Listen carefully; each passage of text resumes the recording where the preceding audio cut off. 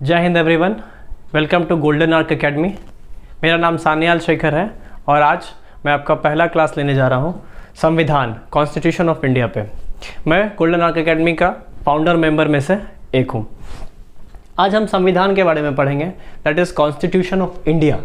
Basically constitution of India के बारे में जब हम बात करते हैं, this is the constitution of India is the supreme law of India. जो लॉ होता है, एक किसी भी देश का लॉ होता है, उसमें हमारा संविधान जो कॉन्स्टिट्यूशन है that is the supreme law, वही डिसाइड करता है। आप एक बात करें, एक नेचुरल छोटा सा एग्जांपल आपको देता हूँ। जैसे आप ले क्रिकेट का एक मैच है या फुटबॉल का एक मैच है, दोनों मैचेस में अगर हम बात करें, चाहे किसी भी गेम को आप ले लीजिए, सारे गेम्स में एक सर्टेन रूल्स होते हैं। अगर रूल्स नहीं होंगे तो आप अपने आप को हैलुसिनेशन और इमेजिनेशन की दुनिया में ले जाके देखिए कि क्या क्या हो सकता है। अगर रूल्स नहीं होंगे तो कोई किसी को भी मार सकता है, गोल कहीं भी कर सकता है, कुछ भी हो सकता है। इसीलिए गेम को फेयर और प्रॉपर बनाने के लिए एक सर्टेन रूल्स बनते हैं। उसी तरह से एक देश को चलाने के लिए कुछ प्रॉपर रूल्स होते हैं जिसको कि हमारा संविधान डिफाइन करता है। आपको अगर शुरुआत से बताऊं तो हमारा संविधान 26 जनवरी 1950 को पूरी तरह से लागू किया गया था। अब दोस्तों, मेन इंपॉर्टेंट पॉइंट यहाँ ये आता है कि हम लोग 26 जनवरी को रिपब्लिक डे मनाते हैं। लेकिन क्यों मनाते हैं? रिपब्लिक डे मनाने का मतलब है we are not celebrating the Republic Day, we are actually celebrating the Constitution Day. संविधान के दिवस को हम लोग मनाते हैं, इसीलिए 26 जनवरी को माना गया है रिपब्लिक डे।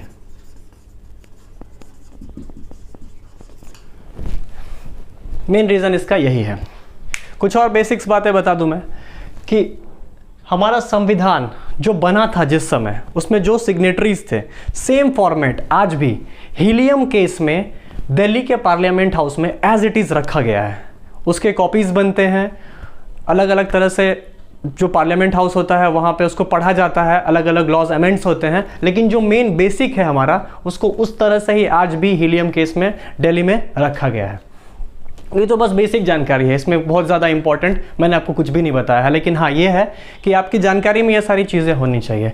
मेरा सबसे इंपॉर्टेंट चीज़ आप लोगों को ये कहना है कि जब मेरा क्लास चल रहा है तो आप लोगों का पहला थॉट ये होना चाहिए कि अगर मैं किसी भी चीज़ को पढ़ा रहा हूँ आपको, तो आपका ये पहला थॉट होना चाहिए कि बेसिक्स से लेके एपेक्स, बॉटम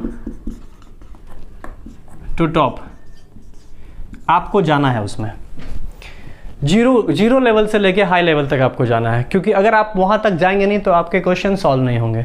मेरा क्लासेस इसी तरह से चलेगा कि हर एक टॉपिक को डिस्कशन करेंगे और एक टॉपिक ख़त्म होने के बाद हम लोग एक ऐसा सीन क्रिएट करेंगे कि कुछ ऑब्जेक्टिव्स उस पर बेस्ड सॉर्ट आउट करेंगे, जो कि हम लोग को कॉम्पिटिटिव एग्जाम में जनरली हेल्प करेगा, चाहे वो BPSCs हो चाहे वो SSCs हो। इनफैक्ट मैं खुद भी सिविल सर्विस का प्रिपरेशन कर रहा हूँ अभी। आइए आते हैं कॉन्स्टिट्यूशन पे। हमारा संविधान जो है ये प्राचीन भारत के समय से ही बनता चला आ रहा है, लेकिन आज के समय का जो फ्रेमवर्क है, अगर हम बात करें संविधान का, तो आज के समय का फ्रेमवर्क मॉडर्न आधुनिक समय से बनना शुरू हुआ है। जैसे आप देखें, अंग्रेजों का आगमन, ईस्ट इंडिया कंपनी का आगमन हुआ था 1600 ईस्वी में। ये AD है, इसका मतलब होता है एनो डोमिनी, ठीक है, क्राइस्ट के डेथ के 1600 साल बाद। तो ईस्ट इंडिया कंपनी के आगमन के बाद से यहाँ पे धीरे धीरे संविधान बनना शुरू हुआ। ईस्ट इंडिया कंपनी के लोग जो यहाँ पे काम कर रहे थे, अलग अलग पोस्ट पे, कोई ऑफिसर थे, कोई क्लरिकल पोस्ट पे थे, जिनका जो भी पोजीशंस दिया हुआ था, ब्रिटिश गवर्नमेंट को ये लग रहा था कि ईस्ट इंडिया कंपनी के जो ऑफिसर्स हैं वो प्रॉपरली काम नहीं कर रहे हैं, और जो यहाँ का पैसा है, जो यहाँ से पैसा जनरेट हो रहा है, वो पूरी तरह से ब्रिटिश सरकार के पास नहीं जा पा रहा है। जिस वजह से ब्रिटिश सरकार ने क्या किया, 1773 ईस्वी में एक एक्ट पारित किया। लेकिन 1773 ईस्वी में एक एक्ट पारित होने से पहले उन्होंने एक कमेटी बनाई, जिस कमेटी के हेड लॉर्ड नॉर्थ थे। ध्यान दीजिएगा, लॉर्ड नॉर्थ ने 1772 ईस्वी में एक कमेटी बनाई और उस कमेटी के अध्यक्ष वो खुद थे। इस कमेटी का कहना यह था कि जो भी पैसा ईस्ट इंडिया कंपनी के द्वारा जनरेट हो रहा है भारत में, वो सही तरीके से अगर ब्रिटिश गवर्नमेंट के पास नहीं पहुंच पा रहा है तो उसके पीछे रीज़न क्या है, इसमें सुधार लाया जा सके, और तब ये एक्ट पारित किया गया। अब क्योंकि रेगुलेटिंग एक्ट पारित करने के बाद आप जानते हैं कि ऐसा जितना भी एक्ट होता है या अमेंडमेंट होता है, सब में कुछ ना कुछ प्रॉब्लम्स या कुछ ना कुछ कॉन्सिक्वेंसेस होते ही हैं, इसलिए वो एक्ट भी ठीक से जनरेट नहीं कर पाया, जिसके बाद इस एक्ट के बाद इसी की खामियों को पूरा करने के लिए पिट्स इंडिया एक्ट 1784 में आया, 1784 ईस्वी में। ये मेकिंग ऑफ कॉन्स्टिट्यूशन है, धीरे धीरे संविधान ऐसा बनता चला गया, कुछ कुछ चेंजेस लाए गए। इसके बाद जो मेन देखा जाए चेंजेस आया चार्टर एक्ट से। चार्टर एक्ट 1793 में पास किया गया था, 1793, 20-20 साल करके ये अमेंड होता चला गया और 4 बार अमेंड हुआ 1853 तक, 4 बार। अब ये चार्टर एक्ट में अलग अलग प्रावधान थे, अलग अलग चीज़ें थी, अलग अलग टाइप के कोटेशंस थे कि किस तरह से संविधान को चलाना है, किस तरह से यहाँ पे शासन करना है, ये अलग अलग चीज़ चल रहे थे, लेकिन ईस्ट इंडिया कंपनी का ही शासन था यहाँ पे। कुछ कुछ चीज़ें उसमें थी जो आगे एक्चुअल क्लासेस में बताऊँगा, इंट्रोडक्शन के बाद जो हमारा क्लास शुरू होगा उसमें बताऊँगा, उसको हम लोग वहाँ पर ध्यान में देंगे। 1853 तक 20-20 साल का डिफरेंस लेके आप लोग देखिए, यहाँ पे चार्टर एक्ट चलता चला गया और चार्टर एक्ट की बात हो रही थी, 20-20 साल के डिफरेंस पे चार्टर एक्ट को बढ़ाया गया। टोटल 4 चार्टर एक्ट्स बनाए गए, जिसके अंतर्गत अलग अलग बदलाव लाए गए और संविधान बनता चला गया। इसके बाद 1857 की क्रांति हुई, रिवॉल्ट ऑफ 1857 हम लोग कहते हैं उसको, जो कि बहुत लीड रोल प्ले किया हमारी आज़ादी के लिए। और इसके बाद 1858 में भारत शासन अधिनियम आया। इस अधिनियम के अंतर्गत भारत का जो सरकार था या भारत पे जो शासन था वो अब ब्रिटिश सरकार के अधीन हो गया। ब्रिटिश सरकार के द्वारा यहाँ पे शासन किया जाने लगा और जो गवर्नर थे जिनको गवर्नर जनरल का नाम दिया गया था, सबसे पहले गवर्नर थे जिनको गवर्नर जनरल ऑफ बंगाल बनाया गया, फिर गवर्नर जनरल ऑफ इंडिया बनाया गया। अब 1858 के बाद वो वायसराय हो चुके थे। ये चीज़ हम लोग इतिहास में भी पढ़ेंगे जब इतिहास का क्लास होगा। ये एक बेसिक स्ट्रक्चर है, इस तरह से हमारा संविधान आगे बढ़ता गया। 1857 के बाद और भी बदलाव हुए, बहुत सारे चेंजेस आए, लेकिन अगर जानकारी की बात करें तो हमारा संविधान आज के डेट में जो मेन आया था वो भारत शासन अधिनियम,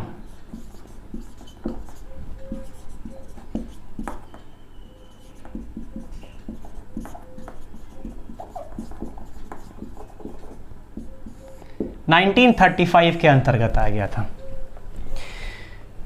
भारत शासन अधिनियम 1935 के अंतर्गत ही बहुत सारे नियम बनाए गए थे और जिस नियम का ज़्यादा से ज़्यादा भाग उठाकर हमारे आज के संविधान में डाल दिया गया, ज़्यादा से ज़्यादा चीज़ वहीं पे था। सो इसीलिए हमारा कॉन्स्टिट्यूशन को हम ऐसे कहते हैं, गवर्नमेंट ऑफ इंडिया एक्ट 1935, वही हमारा संविधान है। उसमें कुछ कुछ बदलाव होते रहे हैं।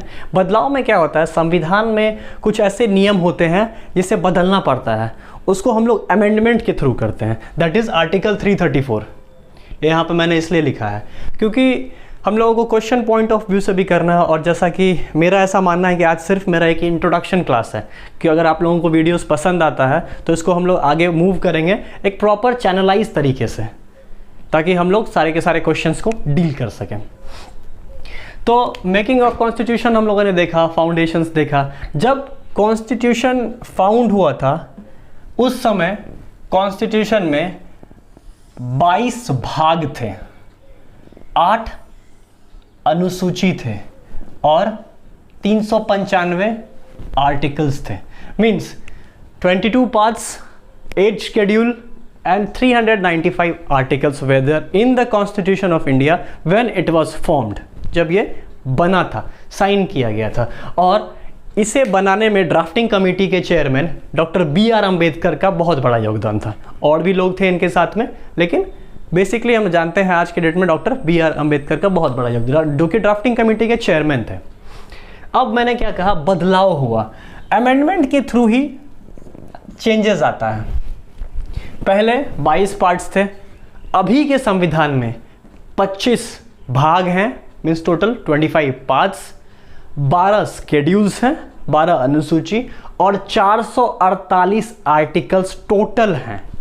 टोटल नंबर ऑफ आर्टिकल्स बोल रहा हूं मैं, ये इस फॉर्म में भी होता है। ए जैसे 395A, 395A, 396B, इस तरह से करके भी होता है। In a total number of articles अगर आप देखें तो 448 है आज के डेट में। क्लियर? अब ये बदलाव कैसे आता है, संविधान के किसी नियम में कुछ चेंजेस किस तरह से किया जाता है? तो अगर आप संविधान के किसी चीज़ में कुछ बदलाव करते हैं तो बेसिकली इसमें काउंसिल ऑफ मिनिस्टर्स होते हैं, एक पार्लियामेंट्री हाउस होता है, राज्यसभा, लोकसभा, वहाँ पे बैठक होती है, मेजॉरिटी होती है, माइनॉरिटी होती है, बहुत सारी चीज़ें होती हैं वहाँ पे। वोटिंग सिस्टम होता है, जिसका जैसा फॉर्मेशन होगा वो हम लोग देखेंगे आगे क्लासेस में। तो उस तरह से करके अमेंडमेंट लाया जाता है, सिंपल मेजॉरिटी, बहुत सारी चीज़ें होती हैं, ठीक है, स्पेशल मेजॉरिटी। तो अब जब बात करें तो लेटेस्ट अभी अगर कोई अमेंडमेंट हुआ है हमारे संविधान में, लेटेस्ट अमेंडमेंट, क्योंकि क्वेश्चन का पॉइंट बनता है यहाँ से एक, तो सबसे लेटेस्ट अमेंडमेंट 104th अमेंडमेंट हुआ है अभी लेटेस्ट 25 जनवरी 2020 को। 25 जनवरी 2020 को 104वां लेटेस्ट अमेंडमेंट क्या हुआ है, इसमें जितने भी शेड्यूल कास्ट और शेड्यूल ट्राइब्स के लोग हमारे राज्यसभा और लोकसभा में मेंबर्स थे, बेसिकली जिनका ईयर डिसाइड किया गया था कॉन्स्टिट्यूशन बनने के समय 10-10 साल, उस 10 साल का टेन्योर 2020 में पूरा हो रहा था, जिसकी वजह से हमें एक अमेंडमेंट करके हमारे संविधान में उस 10 साल के पीरियड को फिर से आगे फर्दर 10 साल बढ़ा दिया गया, दैट इज टिल 2030। और ये अमेंडमेंट की जो प्रक्रिया होती है ये आर्टिकल 334 के अंतर्गत होती है। ये सब हम पढ़ेंगे। अगर आप लोगों को लग रहा है कि बहुत जल्दी क्लास जा रहा है, ऐसा कुछ नहीं है, ये क्लास का सिर्फ एक इंट्रोडक्शन है। हम फिर बता रहे हैं आप लोगों को, ये this is just an introduction, will go through the topics very easily and very softly. Okay, आज का टॉपिक जो इंडियन जुडिशियल सिस्टम है उसको स्टार्ट करने से पहले एक चीज़ मेरा आप लोगों को बताना ये ज़रूरी है कि जब रेगुलेटिंग एक्ट 1773 में आया था और 1772 में लॉर्ड नॉर्थ उसको लेकर आए थे इन इंडिया, उसी समय 1774 में सबसे पहले first supreme Court of judicature India में सेटअप किया गया था यहाँ पे, ताकि जितने भी केसेस हैं उसको इजीली सॉल्व किया जा सके। और ये जो पहला सुप्रीम कोर्ट ऑफ जुडिकेचर यहाँ सेटअप किया गया था, इसके पहले चीफ जुडिशियल मजिस्ट्रेट थे Sir Elijah Impey. She was the first chief judicial magistrate at that time. अब आप लोग के दिमाग में आ रहा होगा कि सुप्रीम कोर्ट आज के डेट में दिल्ली में जो है वो यही सुप्रीम कोर्ट तो नहीं है। नहीं, अ बिग नो, ये वो सुप्रीम कोर्ट नहीं है।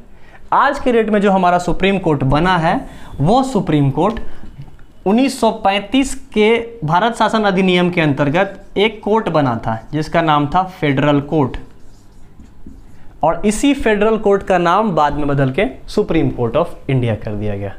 ओके फ्रेंड्स, अगर ये वीडियो आप लोगों को पसंद आया है तो प्लीज़ लाइक करें, सब्सक्राइब करें, शेयर करें एंड कमेंट करें, और अगर नहीं पसंद आया है तो प्लीज़ इसे डिसलाइक भी ना करें। तब तक के लिए stay safe, stay healthy, train your mind and boost your memories. Use mask and keep safe distances. Thank you very much.